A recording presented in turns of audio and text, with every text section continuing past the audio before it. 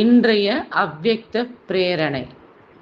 Combined ரூபத்தின் நினைவின் மூலம் சதா வெற்றியாளர் ஆகுங்கள். கம்பைன்டு ரூபத்தின் நினைவின் மூலம் சதா வெற்றியாளர் ஆகுங்கள். போக போக எப்பொழுதாவது தோல்வி அல்லது கஷ்டமான அனுபவம் ஏற்பட்டால் அதற்கான காரணம் வெறும் உதவியாளர்களாக ஆகிவிடுகின்றீர்கள்.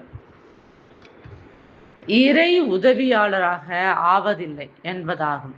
இறைவனை அந்த உதவியில் இருந்து பிரிக்க வேண்டாம். எனவே இணைந்த நிலையிலிருந்து தனியாக ஏன் ஆக்குகிறீர்கள்? சதா தன்னுடைய பெயரை நினைவில் வையுங்கள். புதாயி கித்மத்கார் என்பதை நினைவில் வையுங்கள். அதாவது சேவையில் தானாக இறைவனுடைய மந்திர தந்திரம் நிறைந்துவிடும்.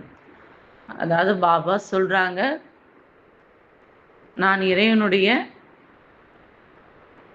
உதவியாளன் அப்படின்றத நினைவில் வையுங்க. சேவையில தானாக இறைவனுடைய மந்திர தந்திரம் எல்லாமே நிறைஞ்சிடும். அச்சா. ஓம் சாந்தி.